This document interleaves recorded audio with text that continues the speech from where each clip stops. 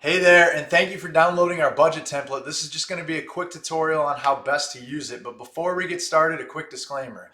This calculator is for informational purposes only and should not be considered individual investment, financial, or tax advice. And as always, for personalized advice, please consult a qualified financial professional. And so jumping right into it, I built this budget template to be very beginner friendly, very user friendly, and the underlying assumptions here are based on a 50-30-20 budget, which I'll go ahead and dive into here in a minute. But at the end of the day, regardless of any of the assumptions here, the key factor is making sure that 20%, so the 50-30-20, the last 20% represents the portion of your budget that goes towards savings, investments, and additional debt pay down. And if we can get that 20% right, the rest of it in many cases kind of takes care of itself, and you'll find yourself way ahead of the average investor, in front of the average person, as far as personal finances go and long-term wealth generation and retirement. So we'll jump right into it here. Again, as I build all of these, I make it as simple and user-friendly as possible. So all you have to do is input the real data that you would get from your current budget, your current expenses, and your current income. So starting right off at the very top, I only have two sections here for monthly income. Again, everything here is based on monthly. I think that's important to know. Monthly income, key factor here is net pay.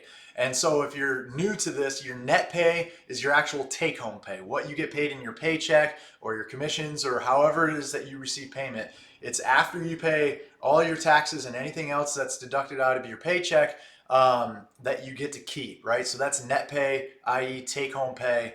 And then additional income here I have as alimony, child support. Maybe you get some rental real estate checks each month, dividends, things like that. But again, it would be net, so less any taxes that you guys are going to owe on that. And for this general tutorial, I took just kind of an average household compensation here for net pay. I put 6,500, and for additional income, maybe child support, maybe alimony, something else like that, there's $500 a month coming in for that. Brings us to a total net pay of $7,000 a month. Scrolling down here, pretty self-explanatory expenses. And so to get your expenses here, we broke them down into two different categories, needs and wants. So in other words, your necessities, things that have to get paid no matter what. We'll go through what some of the things are that are included in there. And then your wants, things that if you absolutely had to, you could probably go without. They're just nice to have, niceties.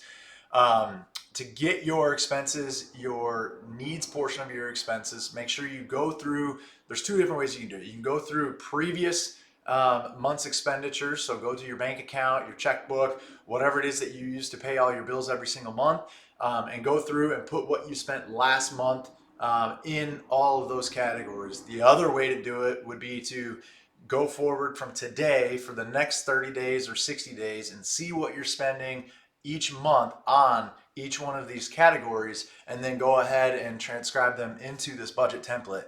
But to give you an idea of some of the things that we would consider needs, again, these are things that you have to pay every single month and that you can't go without.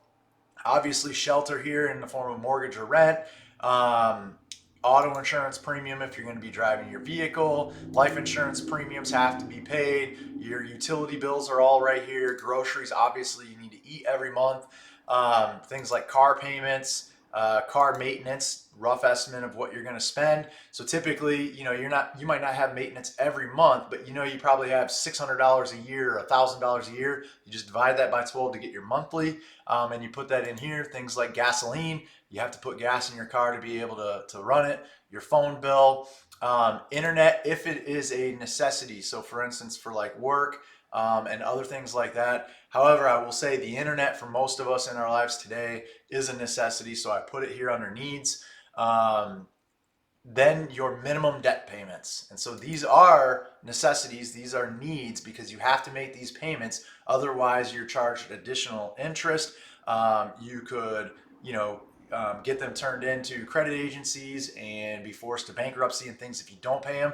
So we consider these, for the purpose of this budget template, absolutely needs. And then down here, we have a category for other. So anything that's not included in there that I didn't think of, or maybe your situation's a little different, but it is a true need.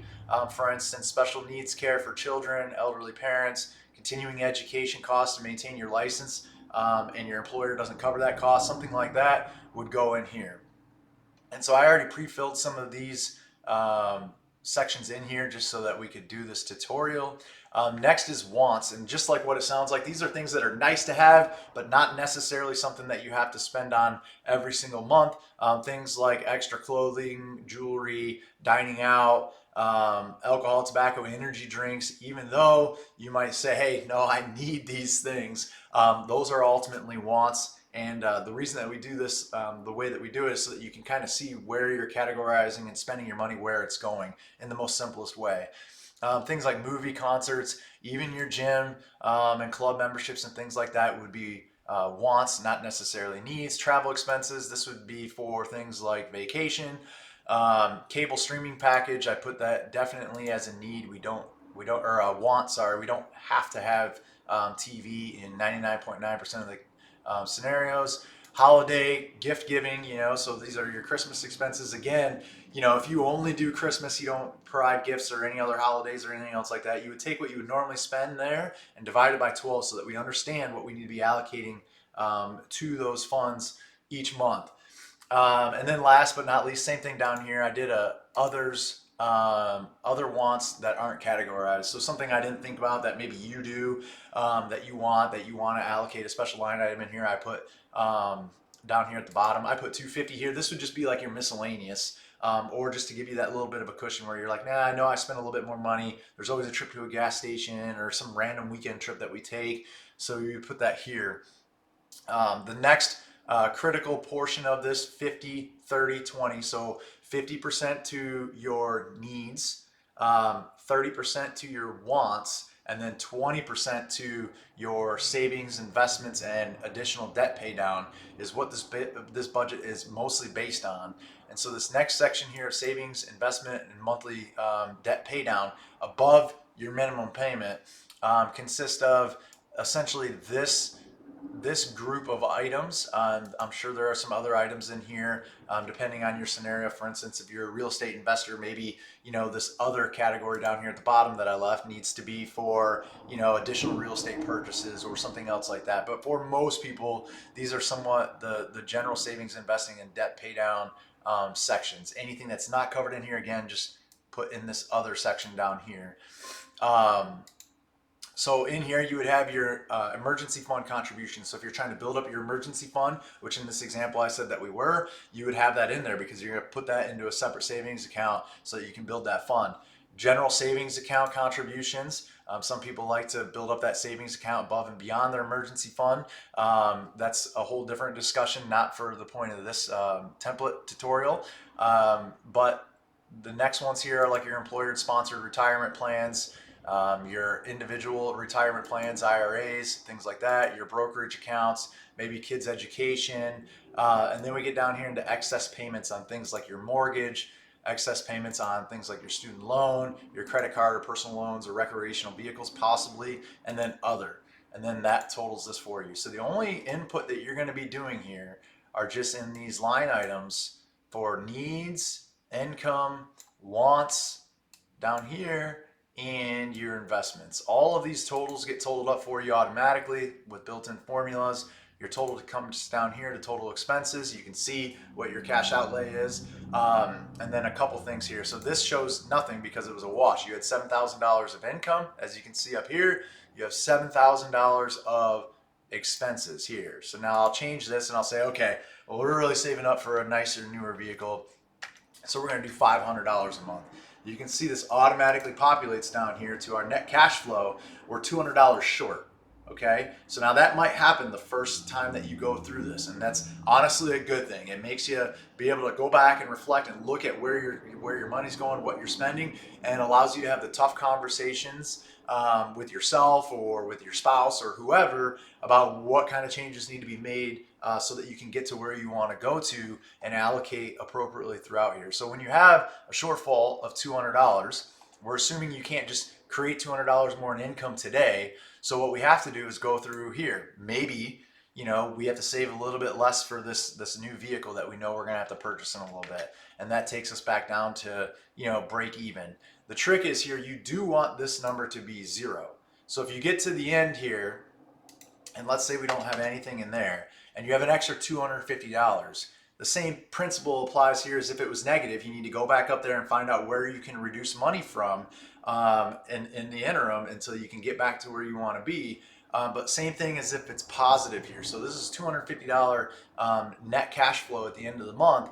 You want to allocate this $250 somewhere. You don't want this just to be a $250 slush fund. You want to be in control of your money. So perhaps you say, okay, I'm good to go on the investment portion. I don't need to add it there. I actually really was wanting to eat out a little bit more. So maybe I'd add $100 extra dollars there. Maybe, and my wardrobe is getting kind of old. I'll add another $100 there. Whatever that is. But if you get up here and your wants are fully met, don't do the urge to lifestyle creep and just start throwing money at these different items when you could be throwing money at further paying down debt. You can see here, this person does have excess consumer debt that they're paying on.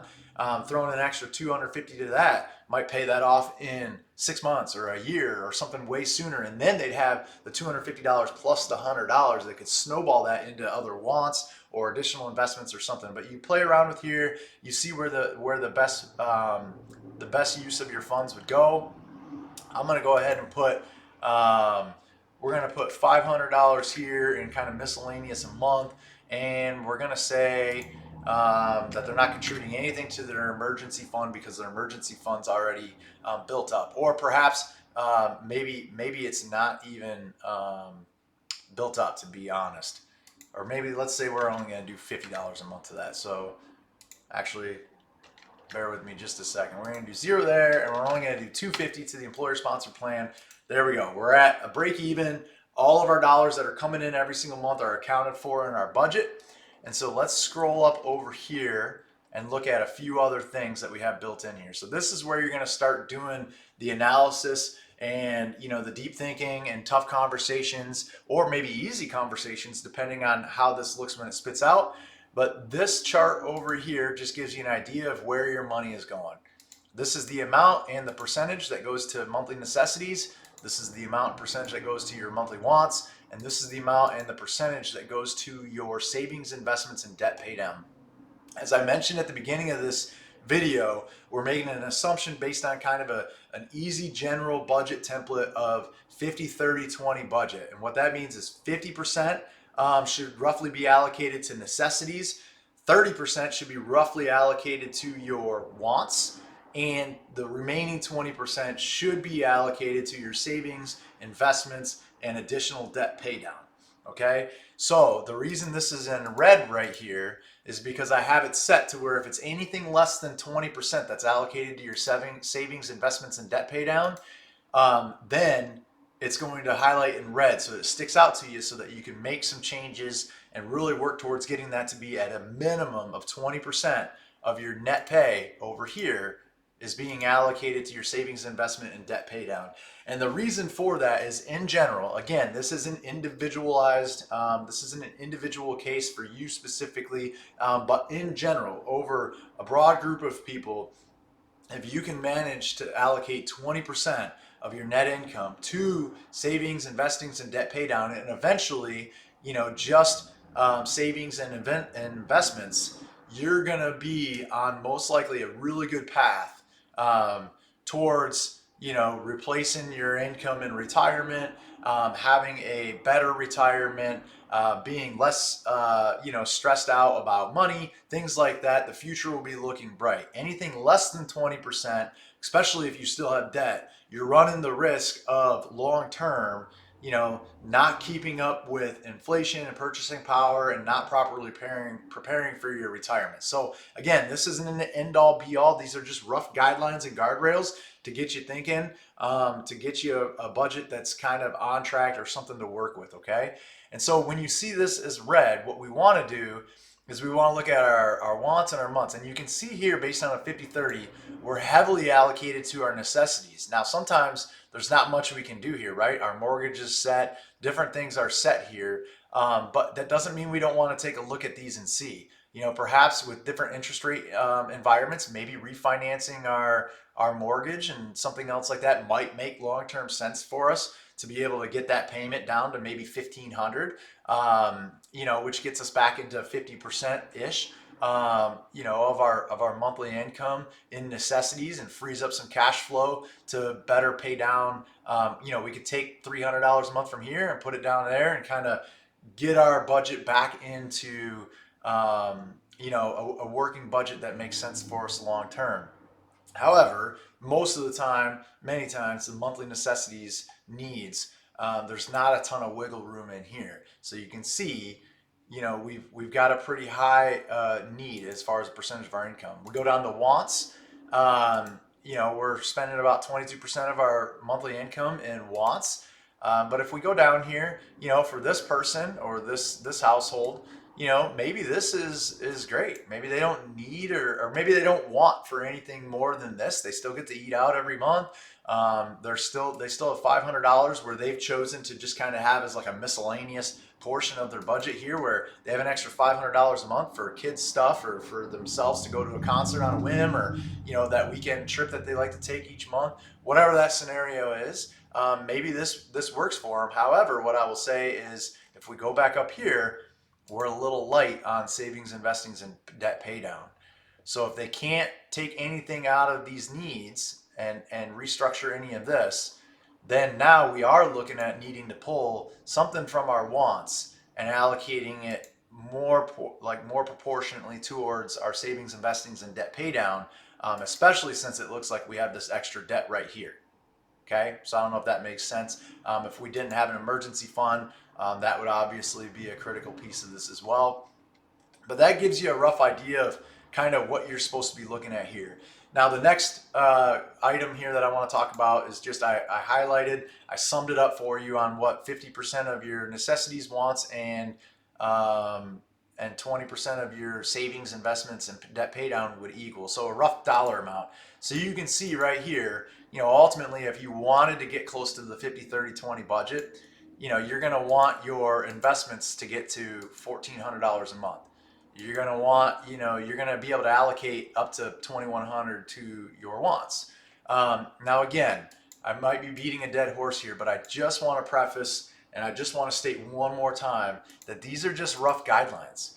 If you have a large enough income to where your wants are met with 10 or 20% of your income and you're doing all the things that you want to do, you shouldn't just spend a whole bunch of extra money just to meet 20% or 30% of your income going towards wants. So you shouldn't just be going out and buying random stuff just so that you can meet this budget template. That's not what you should do. Matter of fact, instead of increasing your wants, if you don't have a want for anything else, you should be adding that towards your savings, investments, and pay down. You'll get to your retirement number a lot quicker. You'll have more breathing room in the case of any type of emergency, so on and so forth. So again, just use this as a rough guideline. Really, these are meant to say 20% at a minimum for savings, investments, and debt pay down. If your necessities and needs are over 50%, maybe you're spending a little bit too much on a house and a vehicle and things like that. And then 30%, same thing. If you start going over 30% for wants, maybe you're spending just a little too much on lifestyle type expenses.